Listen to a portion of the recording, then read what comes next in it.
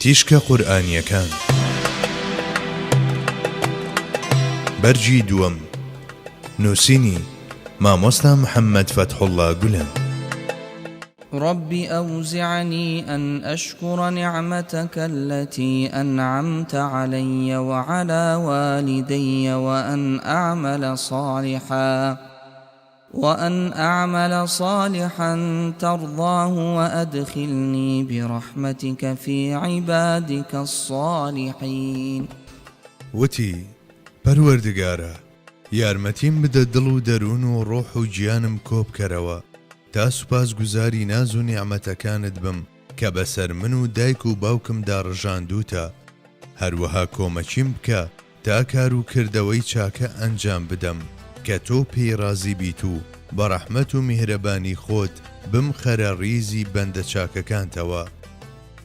ئەو وشە و کردار و قاڵبانەی قورئان بۆ گەیاندنی مەبەستەکانی هەڵیان دەبژێرێت زۆر گرنگن. جاری وایە وەکو لەم ئاەتەدا دەبینرێت ماناگەلێک کە تەنها لە چەند لاپەڕەیەکدا جێیان دەبێتەوە لە ناو تاکە کردارێکدا ئاخنرێت. بۆ نمونە لێرە کاری ئەنعەمتە بەکارهێنراوە، واتە خوایە گیان من لە نەبووندا گیرم نەخوارد و گەیشتم بەبوون، بە پۆشینی بەرجی بوون بە ئاوێنەیەکی درەخشان لە بەرامبەر تۆوە و بەرزت کردومەتەوە بۆ پێگەی نیشاندانی تۆ بەو کەسانەی کە سەیرم دەکەن. پاشان بەخشینی ژیان پێم ئەوەم بۆ هاتە پێش کە لە بازنەیەکی فراوانتردا گوزارش لە تۆ بکەم و گاهوەک نەی ناڵاندوومە و گاهوەک ژەیەک دەنگم لێ هاتووە و گاهیش وەک مزرابێک بووم بە هۆکارێک بۆ دروستبوونی سەدایەک و نیشاندانی تۆ. پاشان منت کردووە بە ئادەمیزاد، تەنها لە مەشدا نەتێشتومەتەوە و لە پێڕی ئیمانداران جێڕاوتم.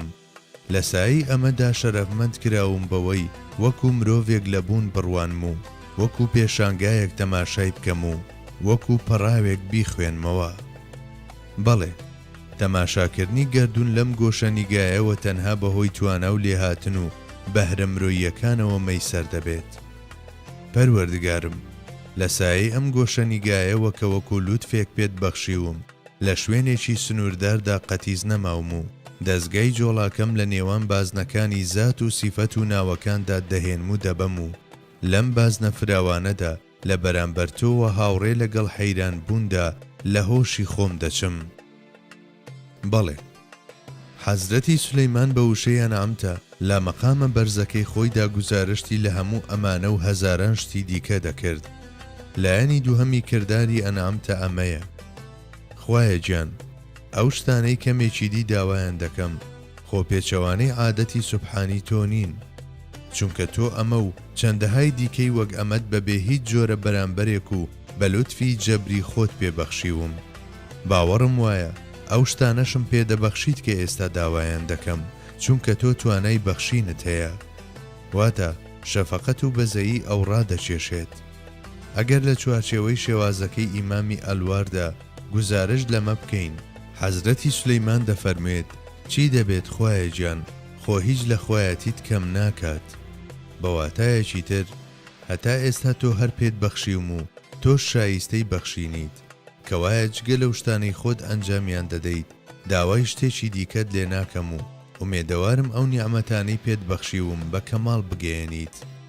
لە بیرکردنی دایک و باوک و ئەو شتانەی کە خوای گەورە لە ڕێگەی ئەوانەوە بەخشیونی لە چوارچێوەی ئەم شێوازە لە پاڕانەوە سپڵەیی و نانچوێریە. بەڵێ باوکی حەزرەتی سولەیمان حەزرەتی داودە. حەزرەتی داودیش بریتیە لە پێغەمبەرێکی وەها کە لە سەرهێڵی حەزرەتی ئیبراهیم بە لووتکە گەیشتووە، یەکێکە لەو چەندان پێغەمبەرەی کە لە قورئاندا مەسەریەتی مەقامی ئینەهو ئەووابیان پێبەخشراوە، واتە یەکێکە لەو بەندە هەرە باشانەی کە بە هەموو بوونیان ڕویان لەخوا کردووە، تەنانەت ئەگەر لە ڕویەکەوە بە پێغەمبەری فەریاد و فیغان ناو بنرێت لە جێی خۆی دایەتی. حەزرەتی سولەیمان کە لە پشتی پێغەمبەرێکی لەم جۆرە کەوتووەتەوە و لەو لانەیەدا گۆش بووە، ئەستەمە بەشی دایک و باوکی لەو پلە و مەقامانەدا کە پێیان گەیشتووە لەبیر بکات. بەواتایەکی تر بە زمانی حاڵ دەفەرموێت ئەگەر لە خێزانێکی وادا گەورە نەبوومایە ئەو سولەیمانەم لێدەر نەدەچوو، هەر بۆیە لە دوعاکەیدا دایک و باوکی لەبیر ناچێت. دەتوانین بەم شێوەیەش بیر لە بابەتەکە بکەینەوە. نزیکترین کەس لە مرۆڤەوە دایک و باوکن و لە سیلەی ڕەحمدا لە پێشترینن. قورئان لە ڕێگەی ئەو دوعایانەوە کە هەڵیان دەبژێرێت ئەم ئاهدا بەمان فێر دەکات و دەفەرمێت: ربنا اغفر لي ولوالدي وللمؤمنين يوم يقوم الحساب. کەواتە سەرەتا نەفسی مرۆڤ و پاشان دایک و باوکی دێن. خۆی لە خۆیدا ئەم بابەتە گوزارشتە لە مرۆڤیەتی و هەستە مرۆییەکان. لە ڕاستیدا مرۆڤی ڕاستەقینە لە نزیکترین بازنەوە هەتا دەگات بە دوورترین بازنە و بە گوێرەی پلەکانیان بە ئازاری هاوڕەگەزەکانی ئازار دەچێشێت و بە شادیشیان دڵخۆش دەبێت. بڕوانن حەزرەتی ئیبراهیم سەبارەت بە دۆخی باوکی هەم لە دنیا و هەم لە ئاخیرەتدا وەکو لە چەند فەرمودەیەکدا هاتووە دڵتەنگ و خەمبار دەبێت. لەمڕۆوە حەزرەتی سولەیمان بە وێنەی باپیرە ڕەسەنەکەی دایک و باوکی لە دوعاکەیدا بەشدار دەکات و دەفەرموێت: بەختەوەری ئەوان بەختەوەری منە. خاڵێکی دیکەش ئەمەیە: هەروەک چۆن دوعای لێخۆشبوونی مرۆڤ بۆ دایک و باوکی گیرایە، ئەو دوعایی لەسەرەوە هێنامان ئەمە نیشان دەدات بە هەمان جۆر شوکری مرۆڤیش لەسەر ئەو لوتف و نیعمەتانەی کە خوا بە دایک و باوکیانی بەخشیوە گیرا و قبوڵ کراون. واتە ئەگەر ڕۆڵەیەک نەیتوانی بێت بەرامبەر بە دایک و باوکی ئەرچی ڕاستەقینەی خۆی جێبەجێ بکات، ئەوە هیچ نەبێت پێویستە هەمیشە زمانی بە دوعای خێر بۆ ئەوان بگەڕێت. وتنی: خوایە گیان، حەمد و تەسبیح و تەهلیل و ئیستیغفارم پێشکەش بە ئەوان بێت لەم جۆرەیە. بەڵێ ئەگەر ئەم دەربڕینە گونجاو بێت دەتوانین بڵێین ئەو حەزرەتی سولەیمانەی کە دەستێکی باڵای لە بواری زمانەوانیدا هەیە و بەپێی ناوەڕۆکی علمنا منطق الطير، تەنانەت زمانی باڵندانیش دەزانێت، باشترین کەرەستەی بۆ گەیاندنی مەبەستەکەی بەکارهێناوە. وأن أعمل صالحا ترضاه، پێویستە لە ڕوانگەی دڵنیابوونی پێغەمبەران لە سەرنجام و چارەنووسی خۆیانەوە بۆ ئەم ئاەتە بڕوانین. بەڵێ ئەوان زۆر لە خوا دەترسن، بەڵام لەوەش دڵنیان کە بە ڕەحمەتی خوایی پارێزراون. یان لەوانەیە حەزرەتی سولەیمان لە ئەنجامی نیشاندان و هەواڵدانی خوایی ئەمەی فەرموو بێت. لە ڕاستیدا حەزرەتی سولەیمان بە دەربڕینی پەیوەندی نێوان ڕەزامەندی خوایی و ئەنجامدانی کردداری چاک دوعایەکی ئەنجام داوە.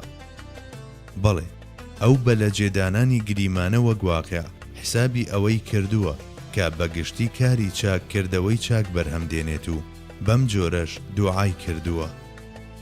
بەڵێ جاری وای شەیە شتانێک هەن وەک کردداری چاک دەردەکەون و لێ خاوەنەکانیان بە ڕەزامەندی خوایی ناگەیەنن.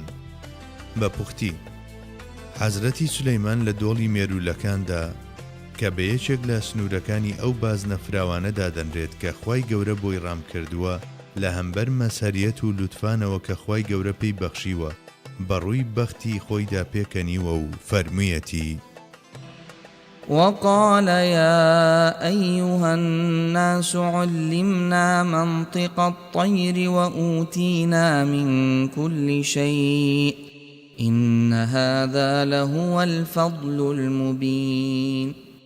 بەمەش هاوشێوەی حەزرەتی یوسف کە لە لووتکەی مەسەریەتی دنیایی و ئاخیرەتیدا ئارەزووی گەیشتن بەخوا و گۆڕینی ڕەهەندی کرد، حەزرەتی سولەیمانیش لە چرکەساتێکی لووتکەدا کە پێغەمبەرایەتیەکەی هەر لە مرۆڤەکانەوە هەتا ناو مێرولەکان باڵی کێشاوە و هەموو شتێکی بۆ ژێربار خراوە بە هەموو بوونی ڕووی لەخوا کردو.